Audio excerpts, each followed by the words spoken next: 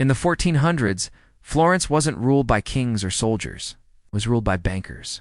In its bustling streets and marble palaces, power flowed not from swords, but from ledgers. No name carried more weight than Medici.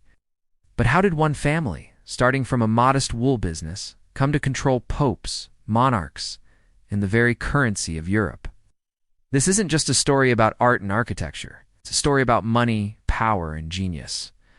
The Medici invented financial systems so advanced, they quietly rewired the economy of the Renaissance, funded the birth of modern banking, and transformed the church's relationship with wealth forever.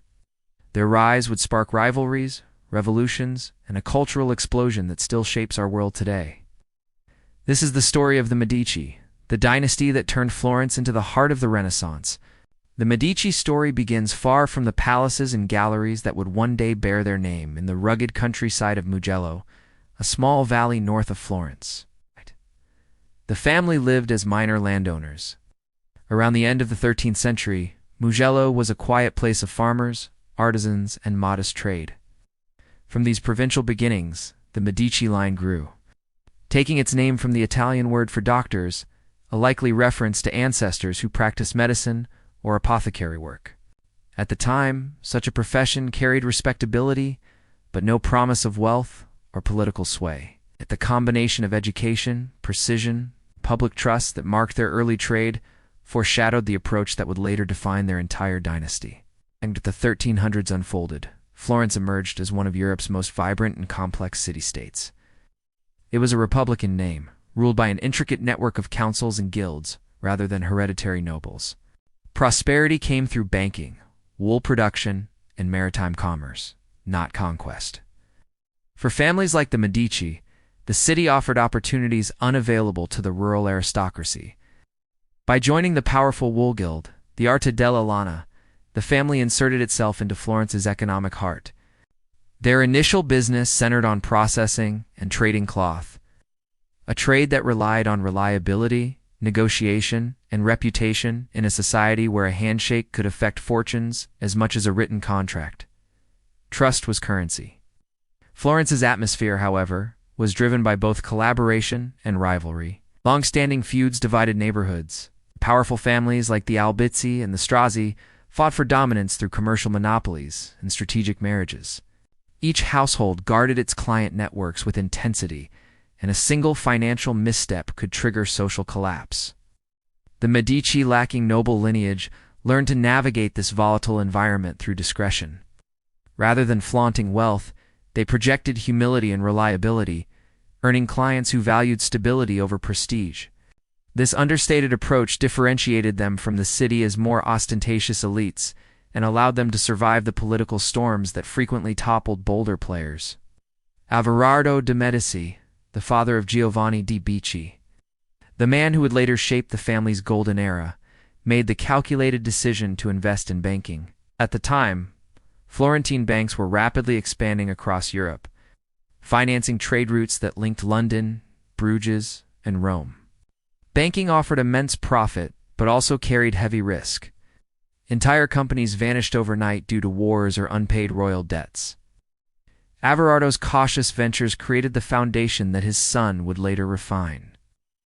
The Medici learned that influence in Florence did not depend on swords or titles, but on liquidity and trust. In a republic built on collective power, control of money meant quiet authority. Their rise coincided with a cultural transformation spreading across northern Italy. Humanist scholars celebrated the study of classical antiquity, and Florence became both muse and marketplace for new ideas. The Medici's growing capital positioned them at the intersection of ideology and commerce. Their donations to churches, hospitals, and local charities reinforced their image as civic benefactors, masking ambitions for long-term influence. This balance of virtue and calculation became a defining trait of Medici strategy for generations. The family crest began appearing more frequently during this period, a golden shield marked with a cluster of red spheres.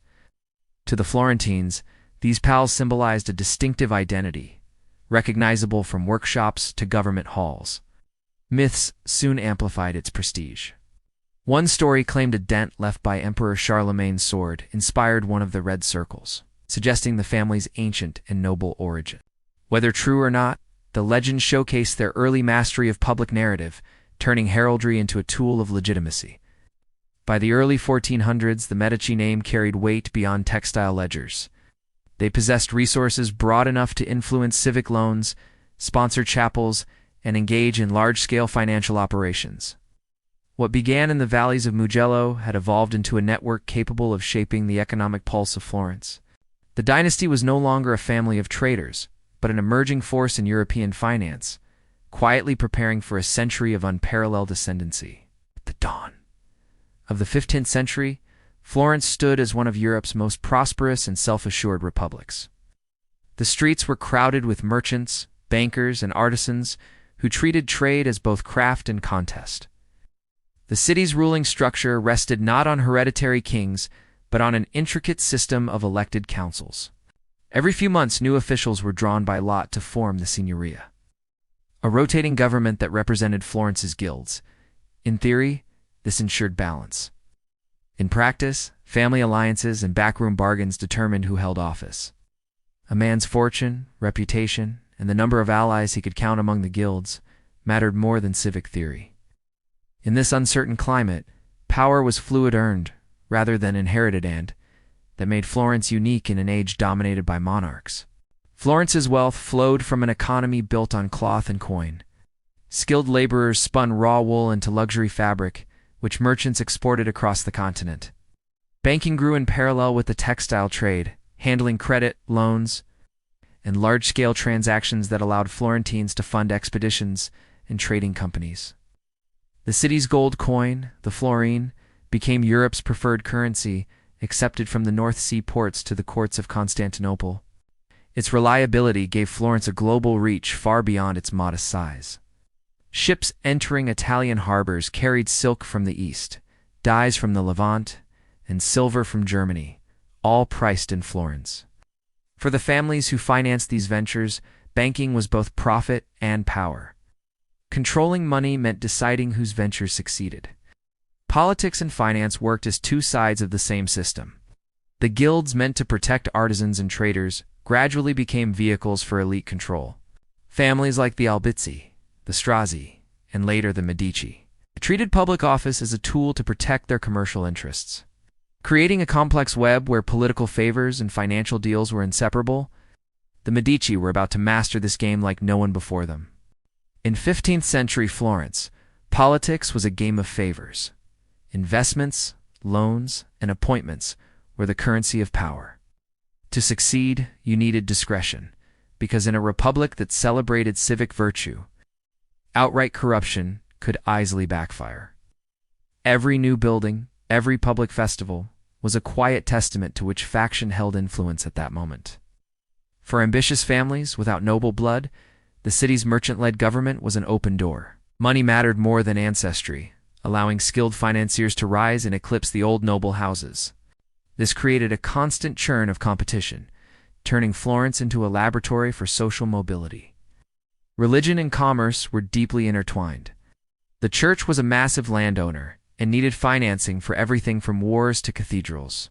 Florentine bankers learned to manage these ecclesiastical funds, transforming spiritual obligations into incredible economic opportunities. Lending money for interest was technically frowned upon by the church, but clever workarounds like service fees and currency exchange made it acceptable. This moral compromise blurred the lines between devotion and profit, creating a powerful alliance between the throne, the altar, and the ledger. A banker who could earn the people's trust gained access to the most secure client in all of Europe, the papacy itself. But despite its prosperity, Florence was rarely peaceful. The same intense rivalry that fueled innovation also bred deep resentment. Streets could erupt in factional violence at any moment, and exile was a constant threat for families who fell from favor. Artisan workshops stood beside palaces fortified, like castles, a stark reminder that artistic genius and political ambition lived side by side. Paradox defined the city. Immense creativity flourished amidst deep instability, and civic freedom was built on economic control. Yet this volatile environment rewarded talent and risk-taking more than tradition. A clever merchant could become a statesman, and a banker could shape the destiny of empires. For the Medici, Florence's unique mix of liberty, wealth, and danger created the perfect arena. Their challenge was to master its unwritten rules, leverage its networks, and transform fleeting opportunity into lasting dynastic power. As Florence's influence spread across Europe, one man was preparing to use this restless city as the launchpad for a financial revolution that would reshape the continent. That man was Giovanni de' Medici, born in 1360. His family had a foothold in Florence's wool trade, but was far from the center of power. He grew up in a city where fortunes could be made or lost in a single season, and he watched carefully how others gained influence. When he inherited a small banking operation, he set out to strengthen it. Not through flashy speculation, but through disciplined, meticulous work. He applied arithmetic precision to every account and treated his reputation as his most valuable capital. In a trade built on trust, this attention to detail was everything. Those who did business with Giovanni found him measured in speech and deliberate in judgment, qualities that won him both clients and respect. Florence's economy ran on confidence, and Giovanni understood that banks thrived only when people believed their money was safe. He wisely avoided risky loans to princes who might default, steering clear of the dangerous politics that had bankrupted his rivals. Instead, he built modest but steady partnerships across Europe. Branches of the Medici Bank soon appeared in the commercial hubs of Venice, Rome, and Geneva, later extending to London and Bruges. These outposts created one of the earliest organized financial networks in the Western world. A merchant in England could deposit funds and withdraw them in Italy using a simple letter of credit, a system that made the Medici name synonymous with security. Rome became his most strategic prize. By offering careful financial management to the papal court, Giovanni gained what every banker dreamed of, the trust of the church. The Medici Bank began handling the vast papal accounts, managing collections and payments that stretched across Christendom. This contract was enormously profitable, but Giovanni framed it as a civic duty, not a conquest. He argued that sound finance was a service to the city, a posture that helped him navigate Florence's republican sensibilities. Even as his wealth grew, Giovanni cultivated an image of austerity. His home remained simple, his clothing modest. In public speeches, he emphasized diligence and piety, presenting himself as a humble servant of Florence. Behind this humility was a sharp, strategic mind. He knew that open arrogance would provoke jealousy among rival families who watched his every move. His careful demeanor embodied an ethical code he later passed to his sons. Avoid arrogance, preserve humility, and never provoke envy. This became the unofficial motto of the Medici dynasty, quiet control masked by prudence. Giovanni's financial acumen extended beyond his balance sheets. He gave generously to civic projects, repairing roads, sponsoring religious festivals, and supporting charities. These acts built immense goodwill and positioned his family as benefactors of public life. He provided funds to help sustain the work on Florence's magnificent cathedral dome, a project that symbolized both faith and civic pride. Though the Medici name didn't yet adorn its facade, the family's resources ensured the project continued, weaving their legacy into the city's most visible monument. When Giovanni died in 1429, he had transformed a modest enterprise into Europe's most powerful financial network. The Medici Bank served merchants, monarchs, and popes, creating an invisible web of dependence around the city's political institutions. He left behind not a throne or an army, but something far more powerful, a mechanism for control so stable that his descendants could rule Florence without ever needing to claim they ruled at all. His son, Cosimo de' Medici, was born in 1389 into a household already shaped by wealth, but guided by his father's restraint. Giovanni had taught him how to survive in Florence's unstable republic. Stay quiet. Build alliances and let others speak your name. Cosimo absorbed these lessons completely, yet he understood that money alone could not sustain power. What he inherited wasn't just a bank, but a network built on trust and influence. He recognized that power in Florence required subtle organization, placing partners and friends in key positions where they could act without drawing attention. From his early years, Cosimo combined his father's financial precision with the patience of a man studying assiduous rhythms before attempting to shape them. When Giovanni died in 1429, Cosimo assumed control of the family and its fortune. The Medici Bank was already handling accounts across Europe, financing trade ventures and PayPal expenses. Cosimo saw an opportunity not in aggressive expansion, but in consolidation. He focused on strengthening the bank's existing network, ensuring that each branch operated with the same discipline and reliability that had become the Medici trademark. He mastered the art of indirect rule. Instead of seeking public office for himself, he ensured that key government positions were filled by men loyal to the Medici family. Through a complex system of loans, favors, and strategic marriages, he created a political machine that operated from the shadows.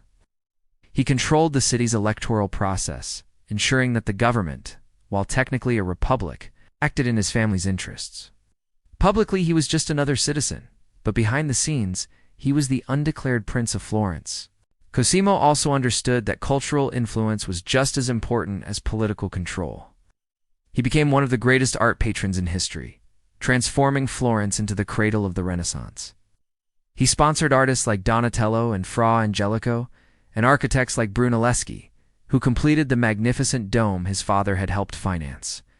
He founded the Platonic Academy, a center for philosophical thought, and amassed one of the greatest libraries in Europe.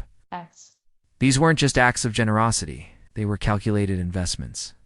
By aligning the Medici name with beauty, knowledge, and genius, he elevated his family's status from mere bankers to cultural icons. The art he commissioned wasn't just for decoration.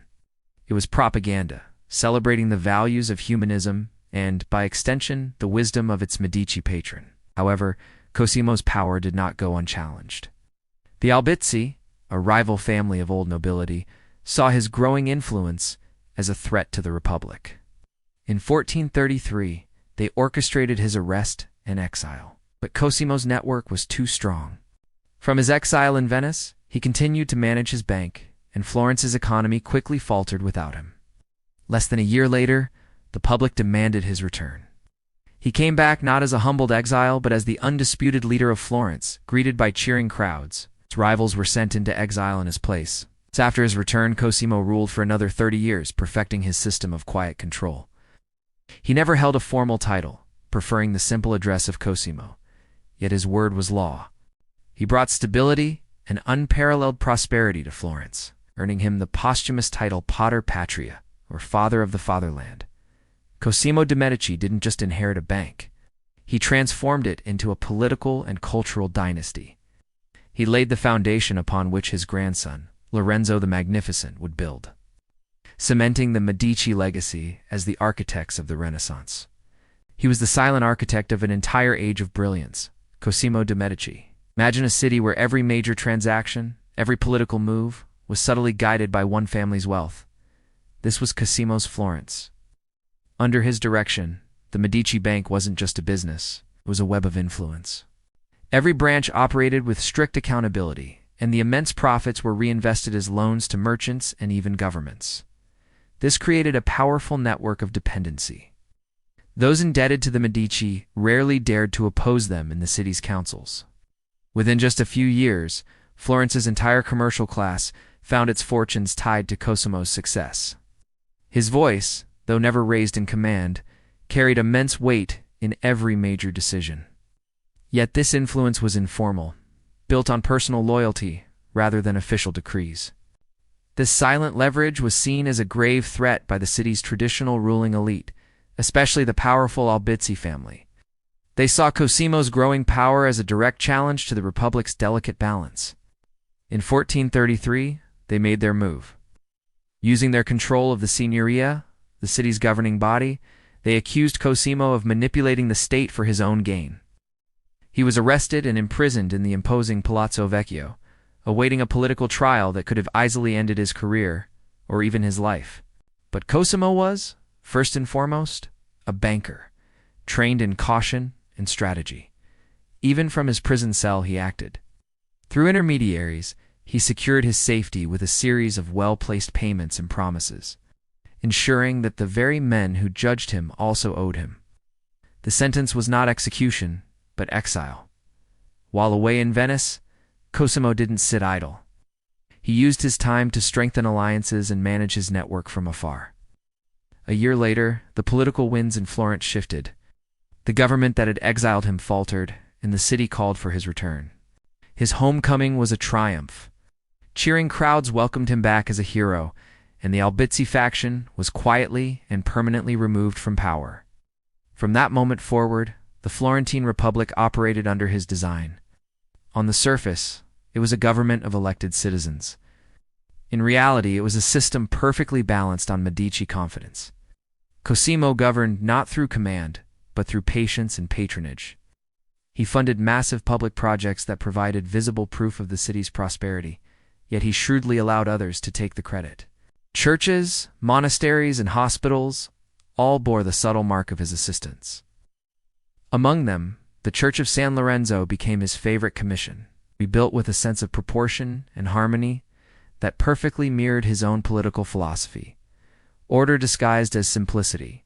He didn't just build structures, he built a culture. He sponsored libraries and financed the translation of ancient Greek manuscripts, acts that forever tied his family's name not just to profit but to the pursuit of knowledge. Architects and artists found in him a steady sponsor who valued continuity as much as beauty. His own home, the Palazzo Medici, was a masterpiece of this philosophy. Designed by Michelozzo, it deliberately avoided excessive grandeur. Instead, projecting an image of solidity and civic responsibility that reassured the public. Cosimo's palace soon became a vibrant meeting point for scholars and humanists. Men like Marsilio Ficino gathered there, discussing philosophy and shaping the very thought that would come to define the Florentine Renaissance. These intellectual associations extended Medici power into a new sphere, aligning wealth with wisdom.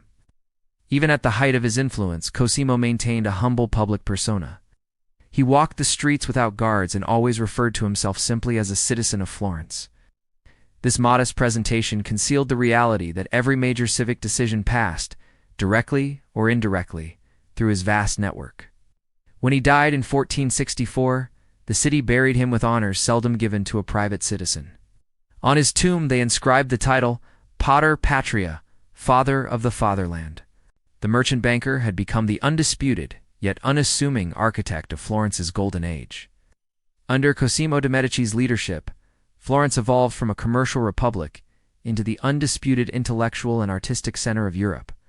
While trade and finance funded its prosperity, it was art that came to define its identity.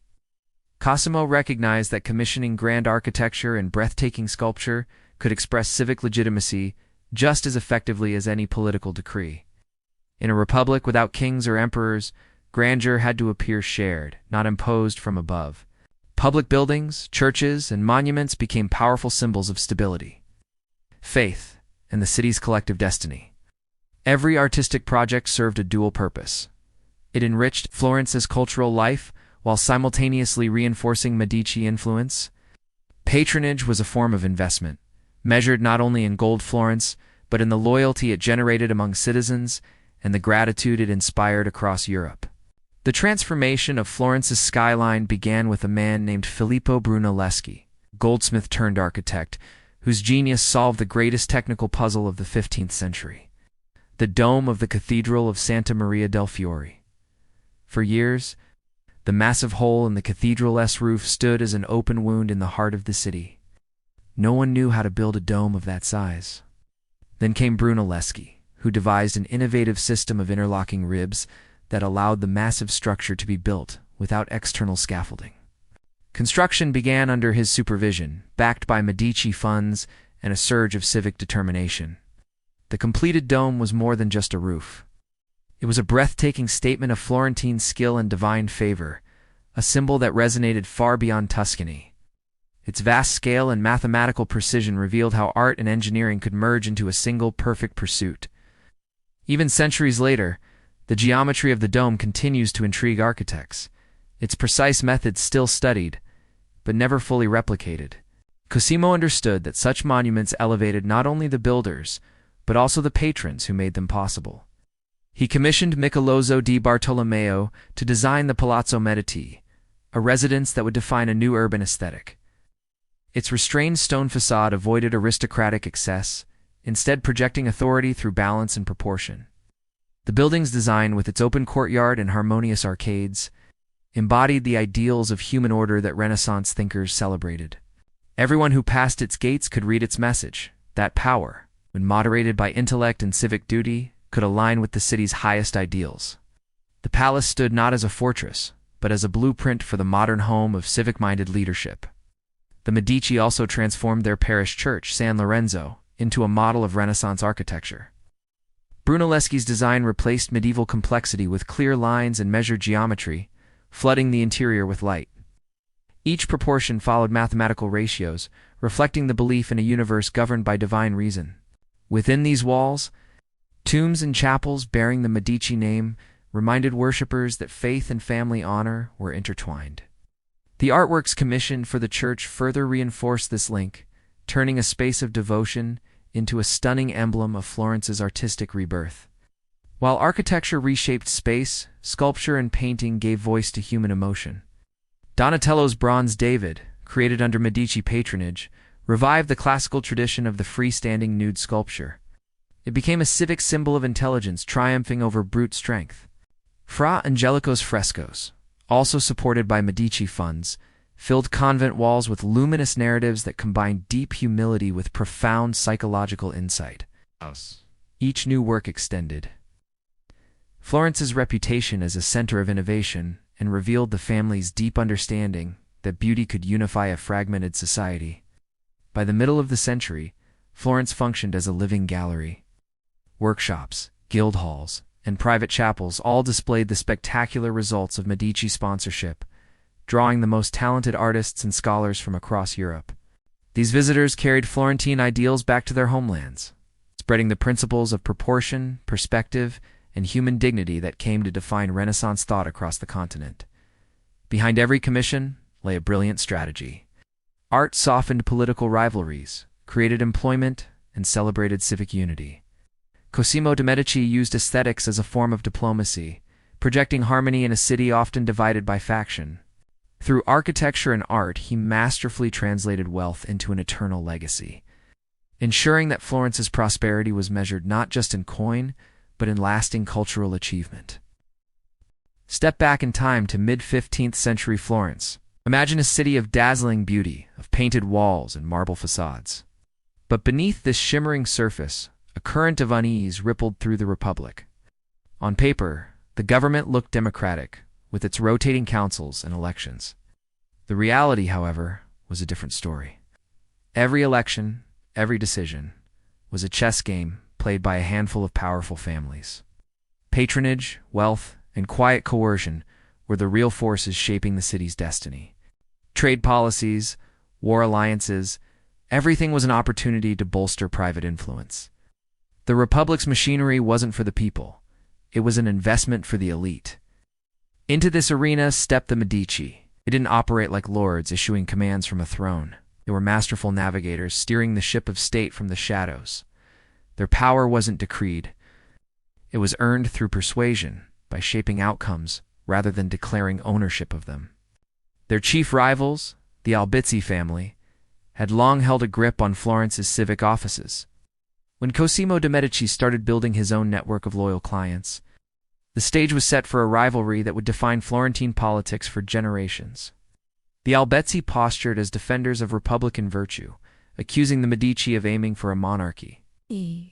But Cosimo played a smarter game. He didn't just talk, he acted. He funded vibrant public festivals, restored magnificent buildings, and, most importantly, he forgave debts. His success wasn't about ideology. It was simple arithmetic. Cosimo controlled the capital, could distribute small but crucial loans to guilds and merchants across the city. When it came time to vote, who do you think those grateful recipients supported? While the Albizzi relied on their ancient lineage, the Medici built a modern network of relationships measured in credit and gratitude. Other families, like the immensely wealthy Strozzi and the calculating Pazzi, joined the fray, constantly shifting their alliances, trying to back the winning horse. Marriage became a political tool, weaving these rival clans into a web so tangled that business, family, and politics became inseparable. Every new alliance promised security, but also sparked new hostilities. Behind the polite handshakes and diplomatic smiles, Florence was a battlefield of accounting ledgers, dowries, and shifting loyalties. This intricate dance of power wasn't just for the elite. Bankers and guild leaders engaged in their own subtle manipulations, blurring the line between civic duty and personal gain. From the pulpit, clergymen shaped public opinion with sermons on virtue and corruption. And information, the most valuable currency of all, flowed through the city's taverns, convents, and artist workshops. A well-placed rumor could destroy a reputation faster than any official decree. To stay ahead, the Medici relied on a vast network of informants. They tracked conversations not just in Florence, but across the entire Italian peninsula. Coded letters passed between their agents in Rome, Venice, and Milan. Every word was weighed, as a single misunderstanding could cost a fortune. While managing this domestic intrigue, Cosimo expertly steered Florence through the treacherous waters of Italian politics. The fragile balance of power between Milan, Venice, and Naples was a constant source of both danger and opportunity. Cosimo's masterstroke was neutrality. He let others fight their wars while Florence profited. Medici loans financed armies and rebuilt devastated towns, regardless of which side won. This strategy expanded their influence without risking open war, positioning Florence as an indispensable broker, a trusted intermediary in a deeply unstable world. Power in Florence was all about maintaining appearances. Citizens would gather in public squares to passionately debate liberty, and governance often unaware that the real decisions had already been made in private courtyards. This illusion of equality was crucial. It kept the city stable and prosperous. Even the Medici's harshest critics had to admit that under their subtle guidance, business thrived. When Cosimo was briefly exiled, Florence's trade network nearly collapsed, a stark confirmation of how deeply his system had woven itself into the fabric of the city. Political thinkers, like the great Niccolò Machiavelli, would later study this period, seeing Florence's tangled alliances as a living masterclass in practical power. By the mid-15th century, the city stood as a monument to Medici influence, brilliant but tense. Unspoken rivalries simmered just beneath the surface, awaiting the next turn of the wheel, paving the way for a new leader who would transform quiet influence into open dominance. That leader was Lorenzo de' Medici, born in 1449, grandson of Cosimo. He grew up in a world already shaped by his family's wealth and discretion. His household valued scholarship and civic duty as much as it did commerce. From a young age, Lorenzo showed a rare talent for diplomacy and leadership. When his father died, Lorenzo, at just 20 years old, inherited control of both the Medici Bank and Florence's impossibly delicate political network. He stepped into a role that demanded a tightrope walker's balance, projecting confidence while exercising restraint, and upholding Republican ideals while wielding personal authority. Under his watch, Florence remained a Republican name, but in reality, Lorenzo guided it like a modern head of state. He masterfully contained political factions, all while maintaining the crucial facade of collective governance. His generation saw him as the living embodiment of Renaissance humanism. He wasn't just a banker. He was a philosopher, a poet, and a patron who engaged daily with the greatest scholars of his time. Lorenzo cultivated the image of a thinker, not a tyrant. His home became the cultural heart of Europe, a nexus where art, politics, and new ideas converged. Foreign envoys might find him discussing theology one moment and currency policy the next. His legendary charm was a diplomatic weapon. Ambassadors trusted his word, even as his influence spread into their own cities. By combining intellect with charisma, Lorenzo made Florence the most admired republic in Italy, wealthy, educated, and quietly controlled by one family. His patronage forever changed the course of art. He had an incredible eye for talent, offering steady commissions to painters and sculptors like Sandro Botticelli, Leonardo da Vinci, and a young Michelangelo. This support freed them from the constraints of guildwork, allowing their genius to flourish. Their art reflected the new humanist values of dignity and rational beauty. Botticelli's Primavera and the Birth of Venus weren't just paintings. They were declarations of a new era, a return to classical ideals. Lorenzo also funded libraries and the translation of ancient Greek and Roman texts, ensuring that the wisdom of the past informed the art and architecture of his present. In doing so, he forever linked his name with Florence's golden age. But politics remained his most demanding craft. The Italy of his time was a mosaic of powerful states, their alliances constantly shifting, always on the brink of war. Lorenzo preserved Florence's independence, not with armies, but with masterful negotiation. He used strategic marriages and financial aid to keep his rivals in check. Lorenzo's greatest test came with the Pazzi conspiracy, a brutal attempt by a rival family, backed by the Pope, to assassinate him and his brother during Mass. His brother was killed, but Lorenzo, wounded, survived. His response was swift and decisive, but also measured. He solidified his power, but instead of launching a full-scale war, he embarked on a daring diplomatic mission to Naples, personally negotiating a peace that saved Florence from invasion. This act cemented his reputation as the Magnificent, the ultimate statesman who held the balance of power in Italy. Lorenzo de' Medici wasn't just a ruler, he was the architect of an era. By the late 1470s, one man's influence over Florence was undeniable: Lorenzo de' Medici. His control over politics, finance, and diplomacy made him the beating heart of the Republic. For those who prospered, he was a hero. But for his rivals, he was a tyrant in disguise. Chief among these rivals were the Pazzi family, wealthy bankers who had watched the Medici eclipse their own power, especially with the papacy. The tension boiled over when Pope Sixtus IV sought to expand his territory. Lorenzo refused to fund the Pope's ambitions, a move seen as a deep humiliation. Obstructed and angry, the Pope turned to the Pazzi, who were hungry to reclaim their power. A conspiracy was born, uniting powerful interests across Italy. The plan was simple and brutal: eliminate Lorenzo and his younger brother Giuliano.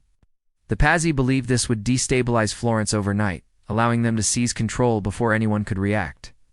With the Pope's blessing and promises of outside support, the plot was set in motion. The chosen moment was Easter Sunday, April 26, 1478, during High Mass at the magnificent Cathedral of Florence. The vast crowded space would provide cover and confusion.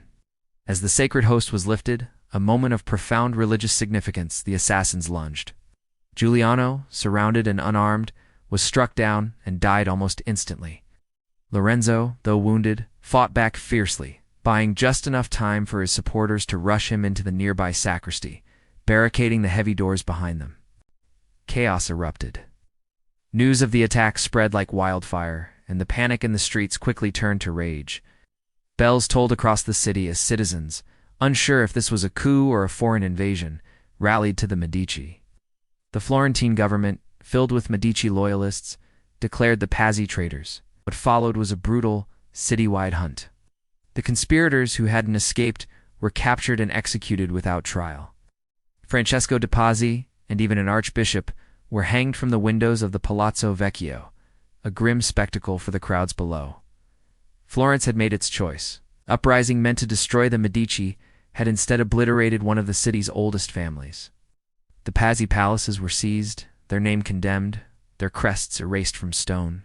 The Pope was furious. He excommunicated Lorenzo and placed Florence under an interdict, a spiritual punishment that could paralyze the city's economy. Papal and Neapolitan armies began preparing for war. But Lorenzo, instead of panicking, made a move of incredible boldness. He traveled alone to Naples to meet King Ferrante, a notoriously ruthless monarch. Through sheer force of personality and brilliant diplomacy, Lorenzo secured peace without giving up an inch of territory or paying a massive tribute. He had stared down disaster and turned it into a triumph. This act cemented his reputation not just as a civic leader, but as the most capable statesman in all of Italy. For years he was seen as the needle on the scale, the one man whose diplomacy kept the fragile peace between Italy's competing states.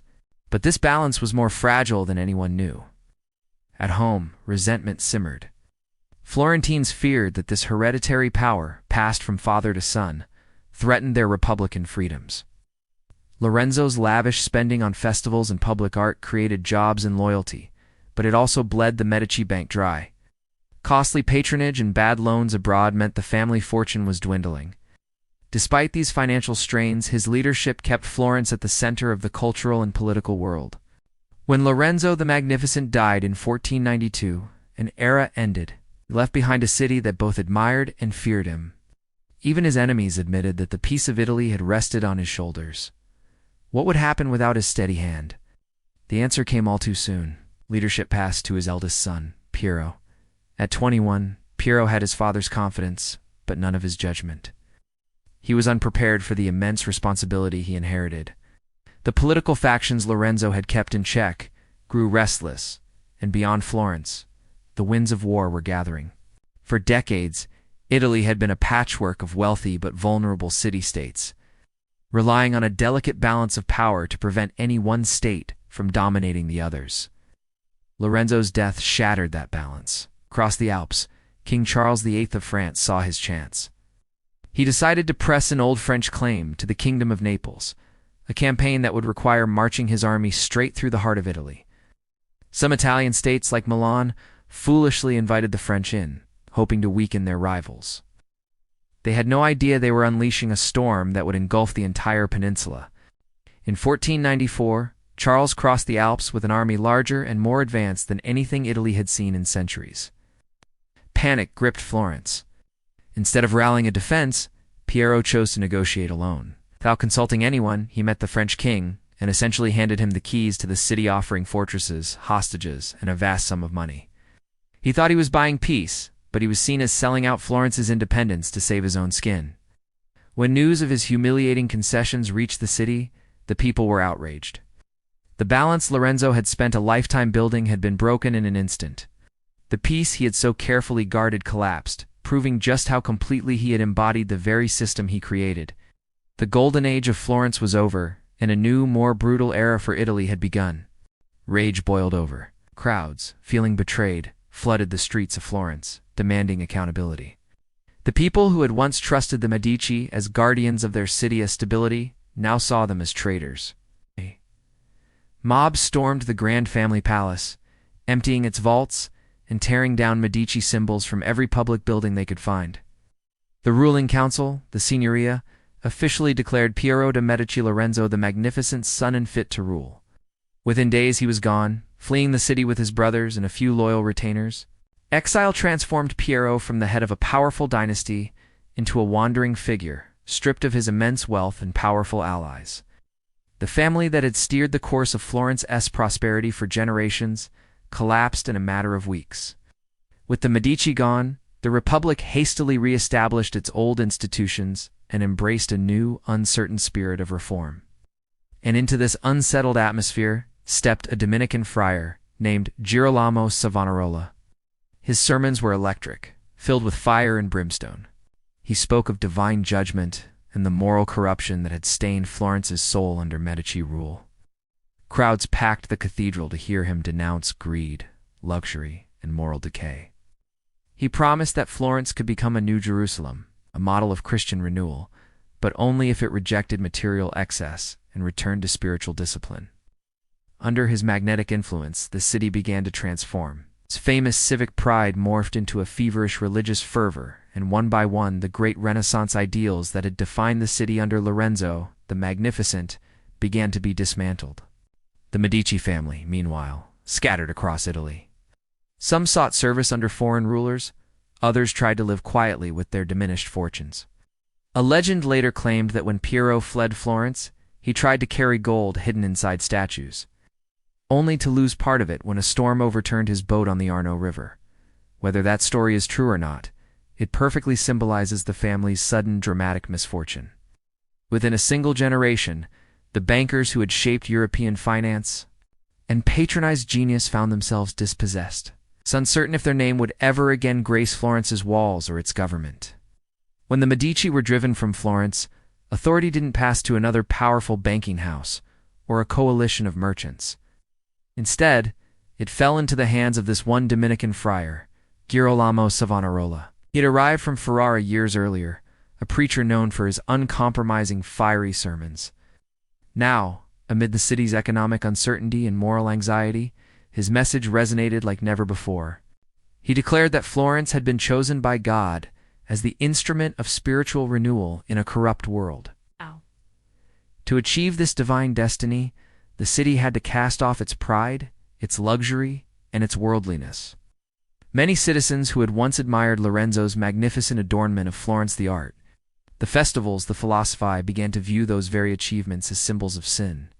Religious processions replaced colorful festivals, and sermons replaced musical performances in the main squares. Savonarola's power rested on a potent mix of charisma and fear. Standing in the pulpit of San Marco, and later in the great cathedral itself, he would speak for hours, denouncing the excesses of rulers and clergy alike. He targeted the Medici by name, accusing them of turning Florence into a nest of vanity and greed. Under his influence, the city's republican institutions took on a completely new form. The councils were recast as moral assemblies, guided by scriptural law rather than mercantile opportunity.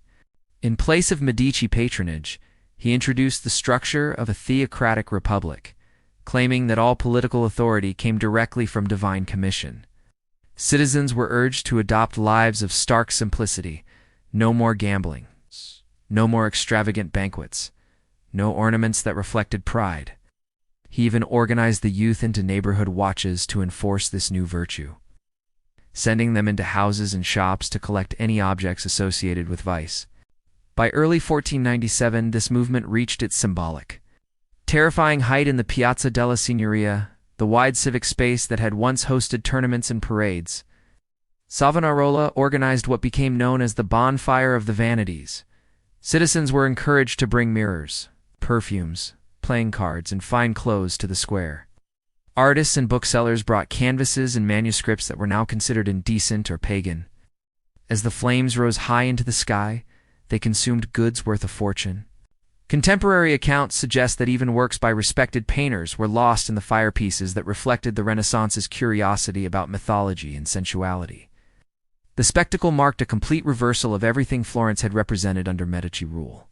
A city once praised for celebrating human brilliance now sought redemption through destruction. For a time, this moral republic seemed unshakable. Savonarola's confidence grew as his following swelled, predicted divine signs that would confirm his vision of a purified Florence, blessed by heaven. But his strict rules soon met resistance, even from those who had first supported him. Merchants watched as foreign trade suffered under the new restrictions against luxury goods. Scholars resented the censorship of secular texts. And ordinary citizens, tired of the constant austerity, began to miss the vibrancy of the Florence they had so willingly surrendered. The situation escalated beyond Florence's control when Savonarola turned his attacks toward the corruption of Pope Alexander VI himself. The pontiff, not one to be challenged, responded with excommunication, cutting the friar off from the very church he claimed to serve. By 1498, after a few failed prophecies and several outbreaks of civil unrest, the Republican councils revoked their protection. Savonarola was arrested, interrogated under torture, and condemned along with two of his closest followers. On a morning in May, he was hanged and then burned in the Piazza della Signoria, the very same space where his bonfire had consumed Florence's treasures just the year before. The ashes of the preacher who sought to purify the city were scattered in the Arno River, ending Florence's brief, intense experiment in theocracy. Today, a small circular plaque marks the site of his execution. Tourists often walk right across it without a pause, completely unaware that beneath their feet lies the center of a revolution that, for 4 years, tried to trade beauty for holiness.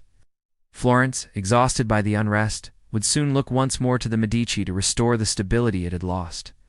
When Savonarola's fiery rule collapsed in 1498, Florence entered a restless, chaotic age. Governments rose and disintegrated in quick succession, each one promising stability but delivering only more chaos. Republican councils argued endlessly. Foreign armies marched through Tuscany. Florence's precious claim to independence shrank with every new crisis. In exile, scattered across Rome, Venice, and even France, the Medici family watched closely. They had lost everything, but their network of bankers, clergy, and powerful allies remained intact. And that network slowly began to tighten around a single, calculating figure: Cardinal Giovanni de' Medici, the second son of Lorenzo the Magnificent. Giovanni had grown up in the shadow of Florence's golden age, and he carried both its prestige and its scars. Educated in the church from a young age, he navigated the treacherous papal courts with a patience his father would have admired. While Florence struggled to keep its fragile republic alive, Giovanni saw opportunity in Rome. He built friendships with powerful cardinals, aligned himself with the ambitions of Pope Julius II, and quietly bided his time while foreign kings fought to divide Italy. By 1512, his moment arrived. Backed by papal authority and a Spanish army, Giovanni orchestrated the Medici's return to power. There was no triumphant parade, but a calculated and forceful re-entry. The Republic, weakened and divided, offered little resistance. The Medici were back, not just as influential citizens, but as the undisputed masters of Florence. But Giovanni had his sights set even higher. Just a year later, in 1513, Pope Julius II died. In the ensuing papal conclave, Giovanni de' Medici's quiet diplomacy and family connections paid off. He was elected pope, taking the name Leo X. Now, the Medici controlled not only Florence, but the spiritual and political heart of Christendom. As Pope Leo X ruled with the same lavish tastes as his father, he became one of history's greatest patrons of the arts, commissioning works from Raphael and Michelangelo and making Rome the new center of the High Renaissance. The Vatican became a stage for Medici ambition, a place where family loyalty and political power were one and the same. The Medici hold on Florence was now absolute, enforced by the authority of the Pope himself. But their rule would be tested again. After Leo X's death, another Medici, his cousin Giulio, became Pope Clement VII. His papacy was marked by disaster, culminating in the horrific sack of Rome in 1527 by the armies of the Holy Roman Emperor. With the Pope effectively a prisoner, the Florentines saw their chance. For the third and final time, they drove the Medici out and redeclared their republic. This last republic, however, was doomed from the start. Pope Clement, once he made peace with the emperor, turned his full attention to reclaiming his family's city. He laid siege to Florence. For 10 agonizing months, the city held out, its citizens, inspired by the memory of their past freedom and Michelangelo's genius fortifications, fought bravely, but they were outmatched. Starving and surrounded, Florence finally surrendered in 1530. This time, there would be no more chances for a republic. Clement VII installed his relative Alessandro de' Medici as the first Duke of Florence. The Republic was dead. The era of civic government that had begun in the Middle Ages was over. The Medici, who had once been Florence's leading citizens, were now its hereditary monarchs. Their journey from bankers to exiles to popes and finally to dukes was complete. They had transformed Florence, and in the process had been utterly transformed themselves, securing their power for centuries to come. That year, circumstances finally turned in his favor. Spanish troops, loyal to the Pope, marched into Tuscany under the banner of restoring order. But behind this military front stood shrewd Medici diplomacy. Giovanni, through promises of stability and aligning Florence with Rome, persuaded both Pope Julius II and Spain's Ferdinand of Aragon that the city's republican experiment had become a threat to Italian unity. The campaign was swift. In the late summer of 1512, Medici loyalists entered Florence. Unlike earlier upheavals, there was no widespread destruction. The Republic simply collapsed. Giovanni's younger brother, Giuliano de' Medici, rode into the city at the head of a ceremonial procession. For many Florentines, that day marked a return to a familiar rhythm. They watched as banners bearing the Medici insignia crossed the Piazza della Signoria, reminding them of the order and prosperity of Lorenzo the Magnificent's time. Publicly, the brothers vowed not to restore tyranny, but to safeguard religion, commerce, and civic peace. Behind this image of moderation, however, the family worked with precision. Former Republican officials were quietly removed or reassigned. Medici loyalists took key offices in finance, trade, and city defense, ensuring that influence flowed through familiar channels once again. Florence, weary of constant turmoil, accepted the trade, stability in exchange for a freedom that had never felt secure. The Medici knew that healing their image required more than just power. They turned again to art, education, and religion. They funded the repair of churches damaged during the years of unrest. Scholarships reopened at the University of Florence, drawing new scholars inspired by the city's earlier Renaissance glory. Streets that had fallen into neglect were repaired under Medici-sponsored construction programs, visible reminders that the family intended to rebuild both stone and spirit. Giuliano's soft-spoken nature became the public face of these reforms, while Giovanni, still in Rome, prepared for his next, even greater transformation. In March 1513, that transformation arrived. Giovanni's election as Pope Leo X carried the family's return beyond Florence. The sons of bankers, once branded as corrupt exiles, now held the papal throne, the ultimate statement of restored power. From his seat in the Vatican, Leo X extended Medici influence across Europe through papal appointments and vast patronage. His papacy funneled resources and prestige back to Florence, linking the city's future directly with the church itself. The Medici presented their rule not as domination, but as divine providence fulfilled through service and faith. Even those Florentines who were once skeptical sensed the inevitability of the dynasty. During the years of exile, families had hidden portraits and coins bearing the Medici crest, keeping them safe until a return felt possible.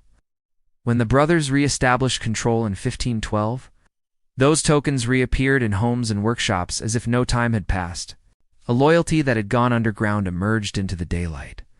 With it, Florence's long partnership between money, art, and religion began anew. From that moment, the Republic was finished in practice, if not in name. Power in Florence once again converged on the Medici. Yet this restored dynasty carried lessons from its downfall. Govern quietly, rule through faith, and anchor authority in the structures of culture and belief. As Pope Leo X guided the church from Rome, and Giuliano represented the family within Florence's walls, the Medici transformed their comeback into something far greater than political survival, became a rebirth of their dynasty, positioned at the meeting point of papal ambition. European power, and the city that had, in their minds, always been theirs. The coronation of Pope Leo X in March 1513 was more than just a personal success. It was the ultimate validation of the Medici method, the conversion of money into power and power into permanence. With the Medici now at the head of the Catholic Church, Florence's influence reached from its narrow city streets to the courts of Europe. The combination of papal authority and the family's financial machinery created a new kind of empire, one built not on conquest, but on credit, diplomacy, and display. Leo X's own words summed up the mood of triumph. God has given us the papacy. Now let us enjoy it. This wasn't a statement of idleness, but of supreme confidence. He saw no contradiction between faith and magnificence. Under his direction, the Vatican, long a seat of politics and theology, became a spectacle of artistic achievement. Within months of his election, Leo brought leading artists and thinkers to Rome, transforming the papal court into the beating heart of Renaissance culture. Raphael was commissioned to decorate the papal apartments with a harmony and grace that symbolized divine order embodied through art. In the same span of years, Michelangelo received instructions to design the Medici tombs back in Florence and contribute to the ongoing construction of St. Peter's Basilica. Under Leo's guidance, Rome presented itself as both an eternal city and a living gallery, a reflection of the family's belief that beauty validated authority. This cultural revival had a clear political logic. A glorious Rome strengthened Leo's hand in negotiations with monarchs who ruled by the sword rather than by the sermon. He reinforced alliances with Francis I of France and carefully maintained communication with Emperor Charles V, ensuring that the Medici position in Tuscany remained secure. Every fresco, ceremony, and architectural project doubled as diplomacy. The Vatican became a stage on which Europe's rulers could witness Medici wealth and refinement, and by extension, their control of taste, knowledge, and loyalty. Yet this relentless pursuit of prestige carried a heavy cost. Leo X's festivals, wars, and artistic ventures consumed resources on an extraordinary scale. The papal treasury, already strained, fell deeper into debt. In search of revenue, the Church expanded its existing system of indulgences payments, said to reduce time in purgatory. The practice wasn't new, but under Leo's administration, its scale and publicity were unprecedented. He viewed it as practical finance. Many across Europe saw it as moral decay. The discontent that followed reached a boiling point in Germany. In 1517, a monk named Martin Luther publicly condemned the sale of indulgences. His 95 Theses drew millions of readers into questioning papal power, initiating what would become the Protestant Reformation. Even as the clerical order began to fracture, Leo X maintained his pursuit of spectacle. Banquets and festivals continued, each one surpassing the last in expense. It was said that one feast required gold plates, so valuable they were melted down afterward and recast for later events, a literal reshaping of wealth between courses. For Leo, magnificence was a tool of statecraft, a way to project an image of unshakable power. But as history would show, this grand display was masking deep cracks in the very foundation of the world he sought to control. When he died in 1521, Europe was a tinderbox, and the Medici's golden age in Rome was fading. Their legacy, though brilliant, was built on shaky financial ground. Just a couple of years later, another Medici would take the papal throne. Giulio de' Medici, Leo's cousin, had been a sharp administrator within the Vatican for years. In 1523, he became Pope Clement VII. It was a stunning display of the family's enduring power to popes in a single generation. But Clement inherited a world far more dangerous than his cousins. Europe was fractured. The Protestant Reformation, sparked just 6 years earlier, was tearing the continent apart. And the age-old rivalry between King Francis I of France and the Holy Roman Emperor, Charles V, threatened to engulf Italy in flames. Rome's authority, once absolute, was now under attack from all sides. Clement was a cautious man, a diplomat, in an age that was losing its patience for negotiation. He found himself walking a tightrope. On one side, the Protestant Reformation was spreading like wildfire across northern Europe, chipping away at his spiritual authority. On the other, the political map was a minefield, with France and the Holy Roman Empire locked in a struggle for dominance. Clement tried to play the middleman, shifting alliances to protect both the papal states and his family's home, Florence. His strategy was a delicate dance, but his partners were growing tired of the music. Initially, Clement sided with France, fearing that the Emperor Charles V would become too powerful and trap the papacy under his thumb. But then, disaster. In 1525, the French army was crushed at the Battle of Pavia, and King Francis himself was taken prisoner. Suddenly isolated, Clement was forced to make a deal with the emperor to save himself. But the moment the French king was released, Clement flipped again. He joined the League of Cognacan alliance with France, Venice, and Florence, aimed squarely at curbing the emperor's power in Italy. These constant reversals made him seem untrustworthy to everyone. By 1527, his relationship with the emperor had completely shattered. The breaking point arrived in the form of a mutinous army. The emperor's imperial troops, stationed in northern Italy, hadn't been paid for months. They were a motley crew of Spanish, German, and frontier soldiers, many of them Protestant mercenaries who had little love for the Pope. Driven by desperation and greed, they marched south towards Rome. They flew the imperial banner, but they answered to no one. Discipline collapsed. When this furious, leaderless army reached the walls of the Eternal City in May 1527, there was no one to stop them. What followed was one of the most brutal events of the Renaissance, the sack of Rome. For days, the city was plunged into absolute chaos. The soldiers, unleashed and unrestrained, plundered everything in sight. Its monasteries, and even the holiest churches. Priceless art was destroyed. Ancient manuscripts were used as kindling, and sacred relics were desecrated. Thousands of citizens were killed or enslaved. Within weeks, Rome's population was cut in half. The Vatican itself was not spared. Entire collections of treasure vanished. As smoke choked the sky, Pope Clement made a desperate escape through a secret passage to the Castel Sant'Angelo, the imposing fortress overlooking St. Peter's Basilica. From its walls, he watched in horror as the city that symbolized divine authority burned.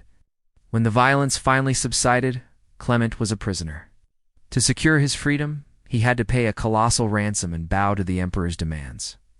The political independence of the papacy was broken. The sack of Rome was a devastating blow, not just to the city, but to the entire spirit of the Italian Renaissance. The era's confident optimism was shattered. Its patronage dried up as artists fled the ruined city. But even in this moment of utter defeat, Clement secured one final, lasting victory for his family. He arranged the marriage of his young niece, Catherine de' Medici, to the son of the French king. It was a move that would one day put a Medici on the throne of France, extending the family's influence for generations to come.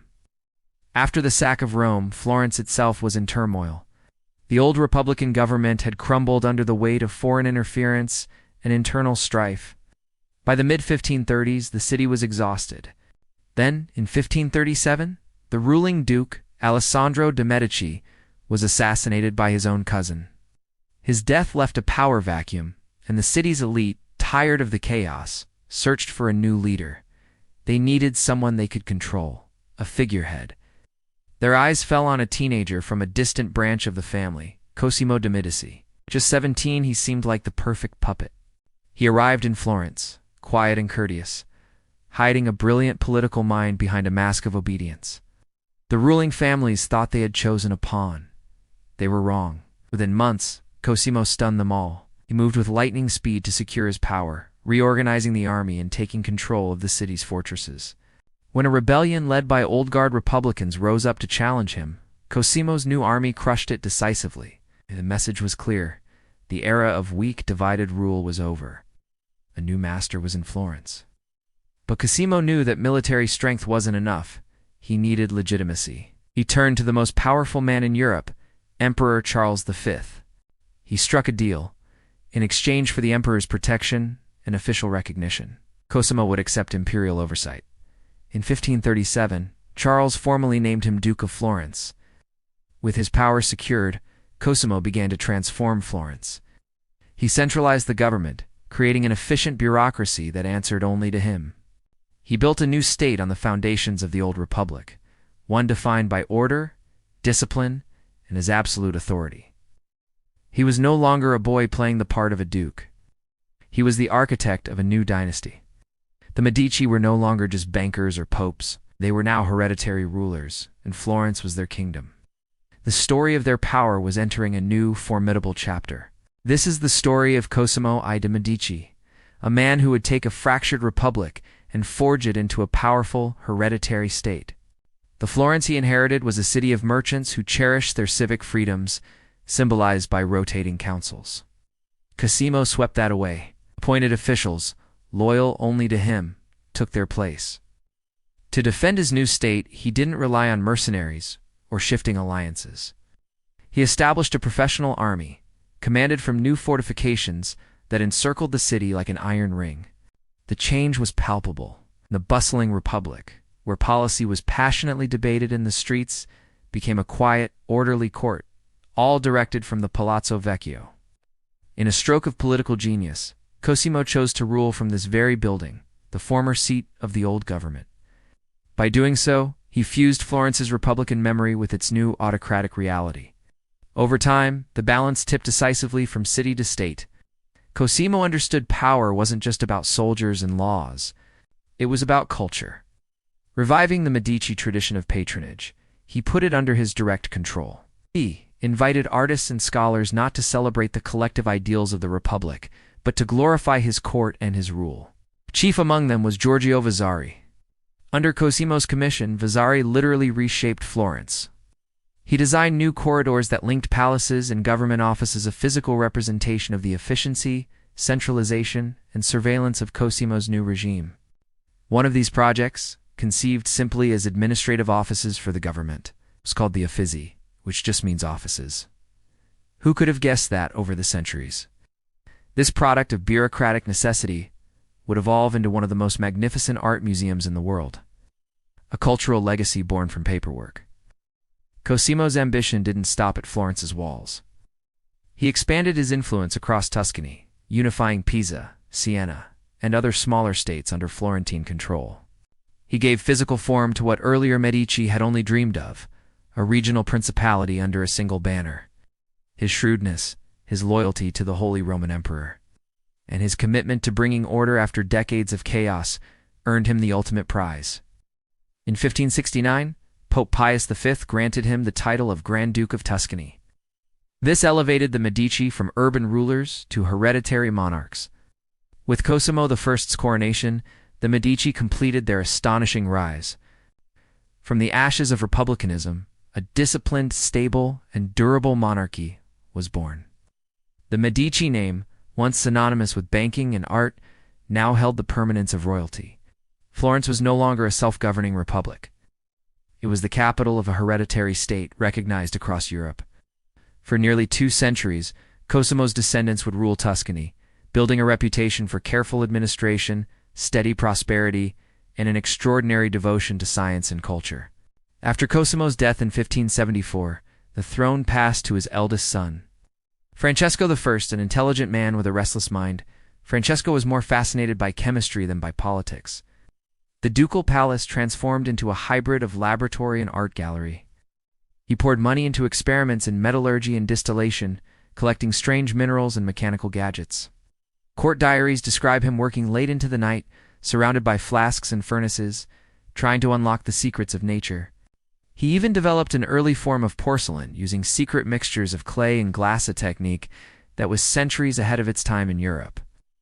But while he encouraged painters and engineers, he neglected foreign policy and trade. Without his father's iron discipline, the state's growth slowed.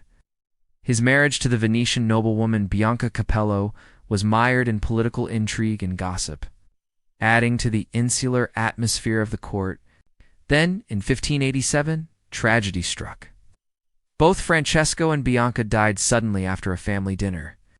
Rumors of poison spread like wildfire, while later scientific studies of their remains point towards mercury exposure rather than deliberate murder. The cause is still debated. The story of their mysterious deaths, a tale of science, secrecy, and fatal curiosity, became another dark and fascinating chapter in the Medici legend. With the state in disarray, a new leader stepped forward from an unexpected place: the Church. Francesco's brother, Ferdinando I, had been a cardinal in Rome. He left his religious life behind to take the throne and immediately set about restoring order. Having witnessed the intricate workings of papal politics, Ferdinando valued structure and pragmatism over spectacle. He reformed the tax system, reorganized state finances, and implemented practical projects to boost the economy. Under his leadership, vast marshlands were drained and reclaimed for farming, and new irrigation networks improved harvests across the Arno Valley. His most visionary project was the port city of Livorno. By offering religious freedom and low taxes, he attracted merchants, sailors, and refugees from all over the Mediterranean. Livorno became one of Europe's most cosmopolitan and open ports, a bustling hub of commerce and culture.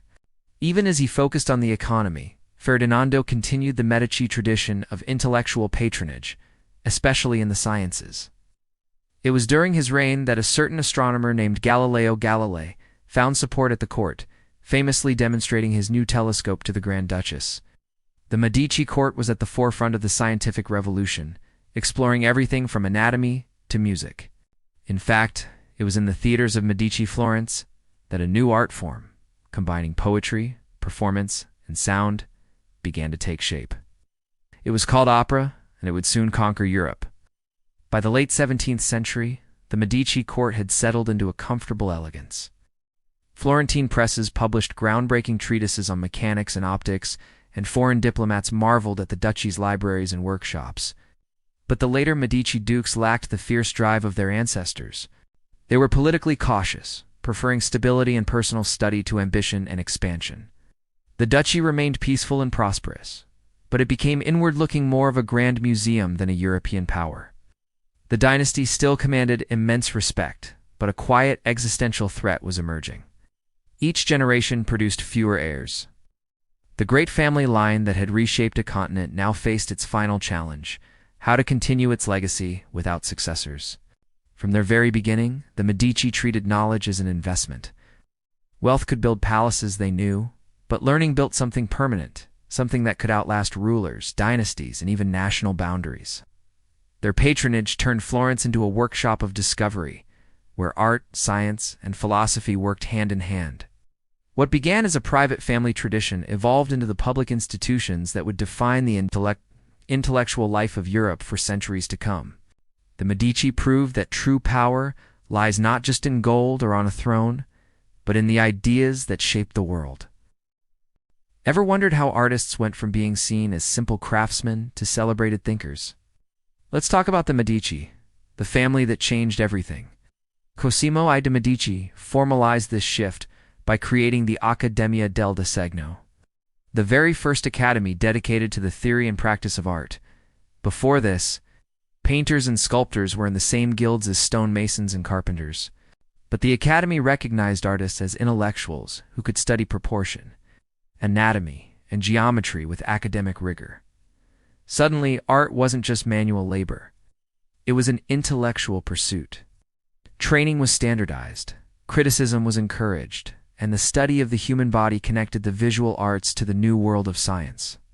The Medici used this new framework to cement Florence's reputation as the heart of Renaissance thought. And their influence didn't stop with art. Later dukes sponsored mathematicians, engineers, and natural philosophers. The workshops attached to the ducal palace became bustling laboratories filled with maps, globes, and mechanical clocks. Anatomists carefully dissecting the human form worked alongside architects studying structural balance. This incredible network of disciplines put Florence in direct conversation with the scientific centers of Venice and Padua, and the discoveries made there, financed by Medici funds, traveled across Europe in manuscripts and diagrams. For the Medici, curiosity itself had become state policy. No example shows this blend of curiosity and patronage better than the connection between the Medici and Galileo Galilei. When Galileo presented his telescopic observations to the ducal court, he knew how important this alliance was.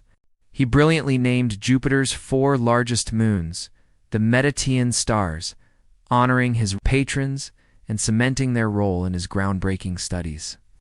This discovery symbolized a new relationship between science and power evidence, an observation funded by rank and reputation. Whatever controversy followed later, this partnership showed how a Florentine family, rooted in commerce, had become powerful allies of scientific transformation. The family's support also extended to medicine, alchemy, and the exploration of the natural world. Laboratories inside the Pitti Palace examined minerals, plants, and chemical reactions, not just for curiosity's sake, but for their potential in trade and healing. Grand Duke Ferdinando II continued this focus through organized experiments in thermodynamics and climate. It was under his patronage that Florence saw the creation of the mercury thermometer, a tool that turned temperature from a feeling into a measurable concept. This practical achievement shows how the Medici viewed experimentation as an extension of policy, binding scientific precision to civic progress. While scientific inquiry thrived, the Medici never lost their love for the arts. Masters like Caravaggio, Vasari, and Bronzino found their work intertwined with the family's pursuit of learning. Painting celebrated invention, architecture embodied order, and music explored harmony as a reflection of cosmic balance. Within the court, musicians and philosophers mingled with engineers, and performances mirrored experiments. Out of this amazing environment, opera emerged. The earliest performances combined poetry, instrumental music, and staging, all under ducal sponsorship. In Florence, the term opera, meaning work, perfectly reflected the Medici view that every creative act, whether artistic or scientific, was labor in service of knowledge. Through generations of careful support, the Medici knit together the intellectual threads that would form the foundation of modern Europe. Their workshops were the forerunners of laboratories. Their academies shaped universities, and their salons foreshadowed modern research institutions. By the time their political power began to wane, their influence on how knowledge was produced had already taken deep root. Florence, once a city of traders, had become a place where art and science merged into a lasting legacy, preserved long after the family's own line began to fade. But by the late 17th century, the Medici family, which had once steered culture and politics across Europe, was entering its final era. The dynasty was still rich, surrounded by masterpieces and the prestige of centuries, but it was a hollow inheritance. The confidence that had propelled their ancestors to power had given way to fatigue.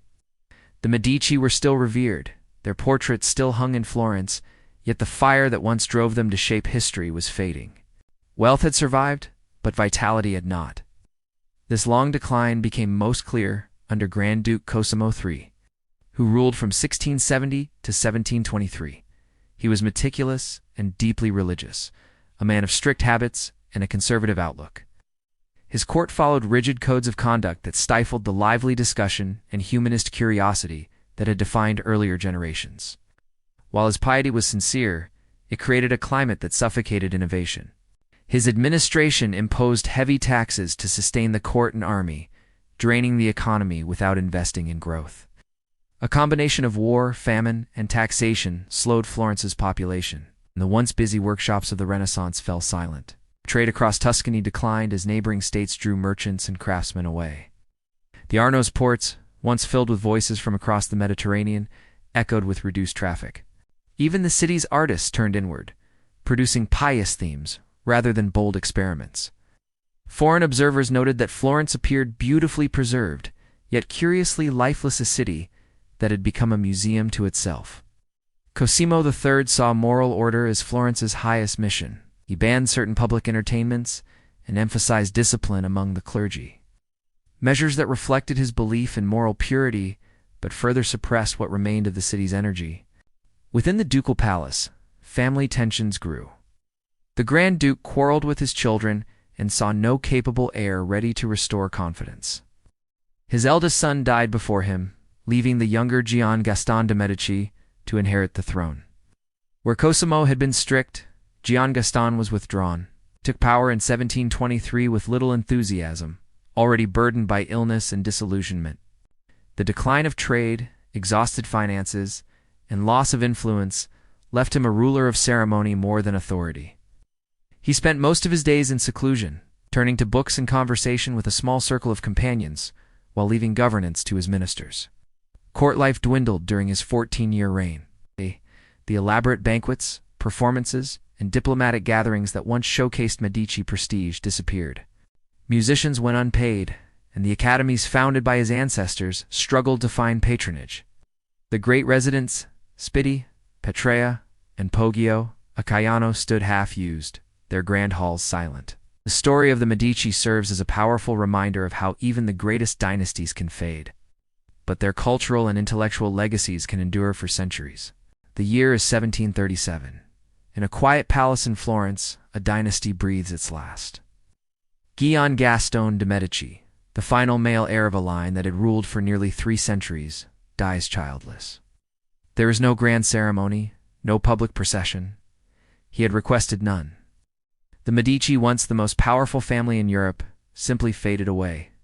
Power in Tuscany shifts to the Habsburgs, and the great Medici name, which had reshaped culture, economics, and science, seems destined to become a mere footnote in history. But this wasn't an ending.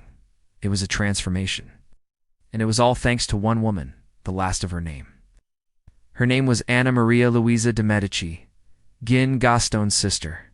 When her brother died, she became the final living descendant of a family that had produced popes, queens, and geniuses.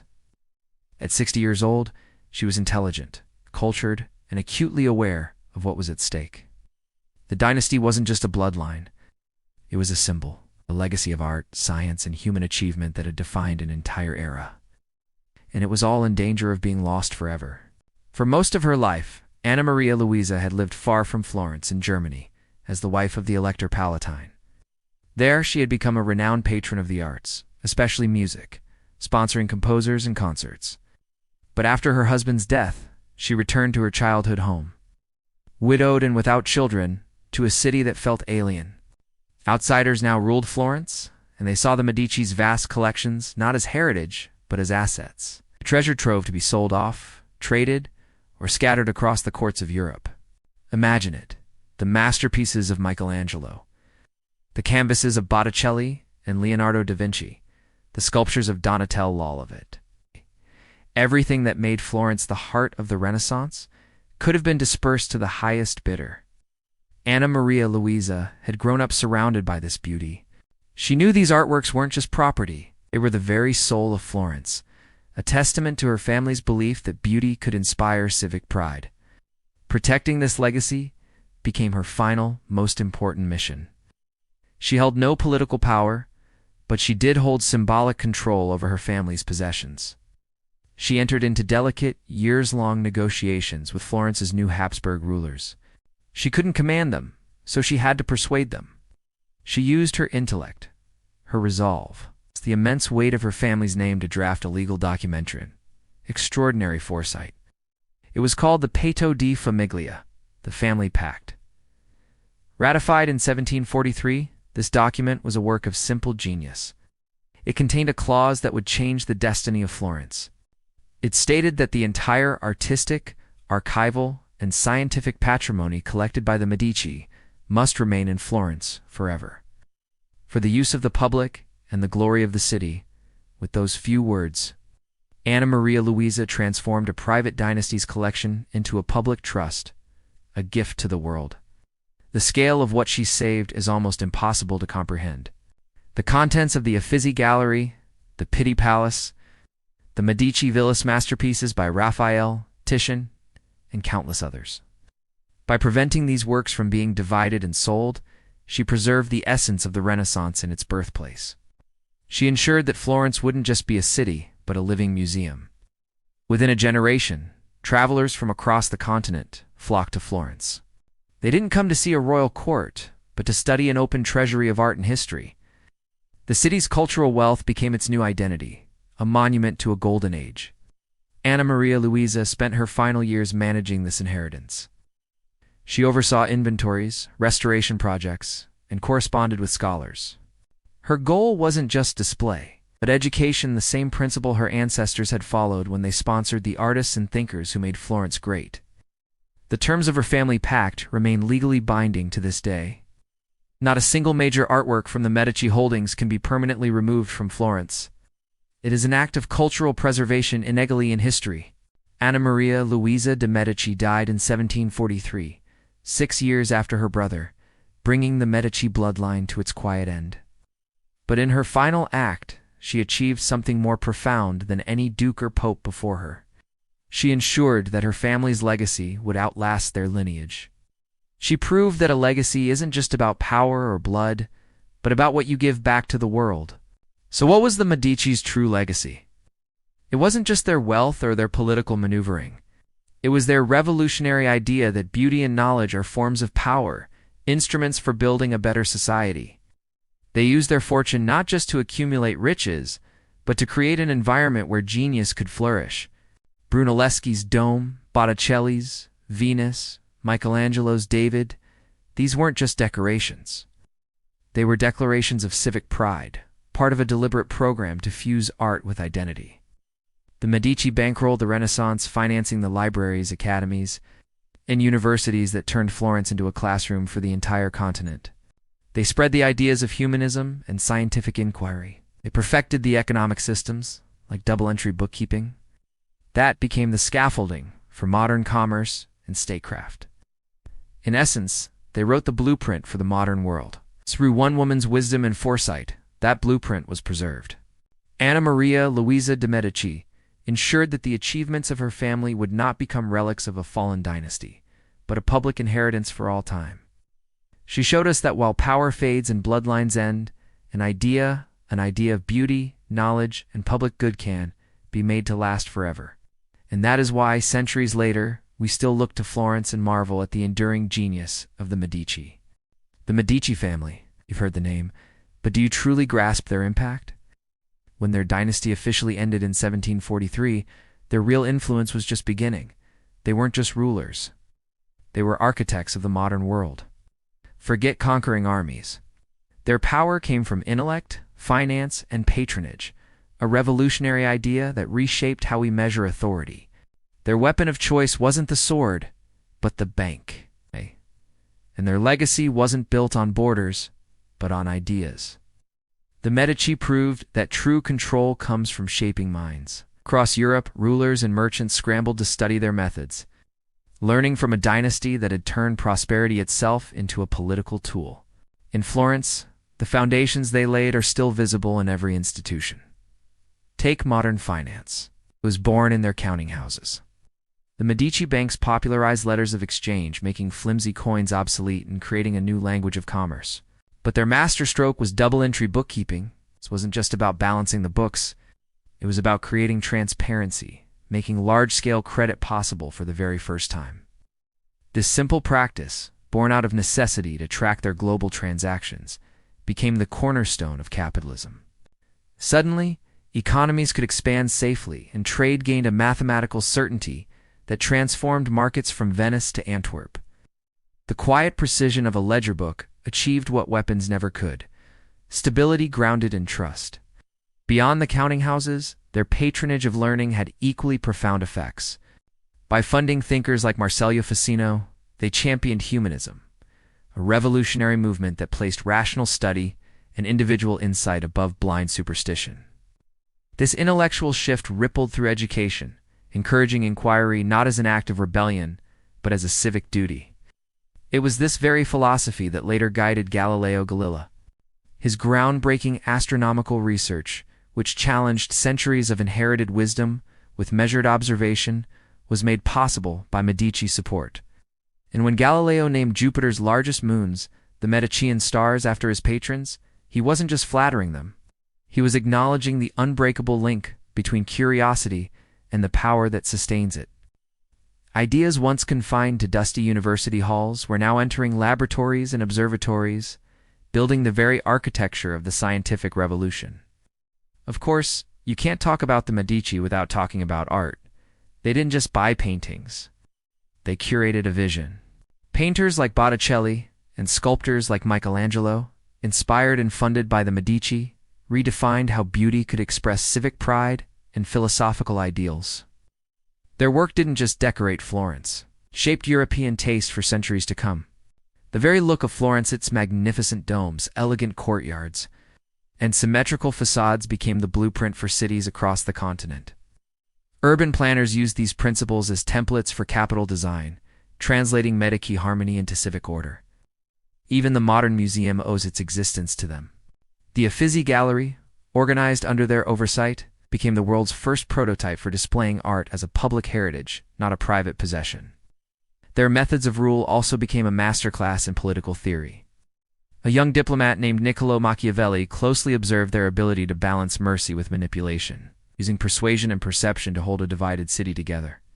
His reflections, distilled into his famous work, The Prince, spread the Medici approach to governance to every subsequent generation of statesmen. The family's unique blend of commerce and culture offered an early model for the modern city-state, where economic vitality, artistic achievement, and administrative discipline reinforce one another as parts of a single, powerful system. Their influence wasn't confined to Italy, through strategic marriages like Catherine de' Medici's union with the French royal family. They exported their influence across Europe. Florentine pragmatism intertwined with continental monarchies, and architectural designs from their engineers informed French palaces and Austrian gardens, transforming aristocratic tastes. The Medici legacy even reached the stars. A fitting tribute, NASA named a crater on the moon Medici, a permanent recognition of their role as patrons of scientific discovery. Today, traces of their philosophy are embedded in our daily lives.